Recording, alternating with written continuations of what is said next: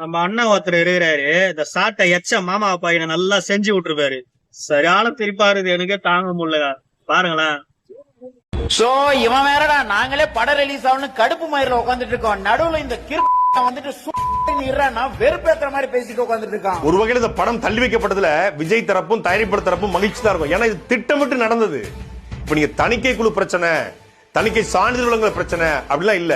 தணிக்கை குழுவுல பிரச்சனை இல்லையா, தணிக்கை சான்றிதழ் வழங்குறதுல பிரச்சனை இல்லையா, எதனால இந்த பிரச்சனை இந்த சாட்டை மாமா பையன் சொல்றான். ஒரு நிமிஷம் கேளுங்க. திட்டமிட்டு இவங்க நீதிமன்றத்துக்கு போய் ஒரு அரசியல் ஆதாயத்திற்காக தான் முடக்கப்படுறேன் பாத்தீங்களா தமிழ்நாட்டு மக்களே, நான் அரசியலுக்கு வந்ததுக்காக என்ன திட்டமிட்டு நசுக்கிறாங்க. இவெல்லாம் எந்த அளவுக்கு வயிற்றுச்சல்ல வன்மத்துல பேசிட்டு உட்காந்துருக்கான்னு பாருங்க. இவெல்லாம் வயிற்றுக்கு சோத்த தின்னுவானா இல்ல வேற ஏதாவது தின்னுவானான்னு தெரியல. இவனெல்லாம் அசிங்கமா கேட்கறதுல எந்த ஒரு தப்பும் கிடையாது. இல்ல நான் கேட்கிறேன், மனசாட்சியோட கேட்கிறேன், ஒரு 500 கோடி போட்டு எடுத்த ஒரு தயாரிப்பாளர் இந்த மாதிரி பொங்கல் டைம்ல ஒரு வாரம் லீவு கிடைக்குது, இந்த மாதிரி மிகப்பெரிய ஒரு நடிகரோட படத்தை ரிலீஸ் பண்ணா மக்கள் குடும்பமா போய் பார்ப்பாங்க, அதுவும் கடைசி படம் நல்ல வருமானம் வரும், இப்படி யோசிப்பானா?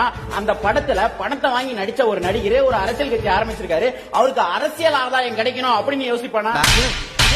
வன்மை இருக்கலாம், வயிற்றுச்சல் இருக்கலாம், அதுக்கு இந்த அளவுக்கு இருக்க கூடாது. என்ன பிரச்சனைனே இவனுக்கு முதல்ல தெரியல. மொத்தம் அரசியல் ஆதாயத்துக்காக போட்டுக்கு போறாங்க, அரசியல் ஆதாயத்துக்காக இந்த மாதிரி பிரச்சனை பண்றாங்க.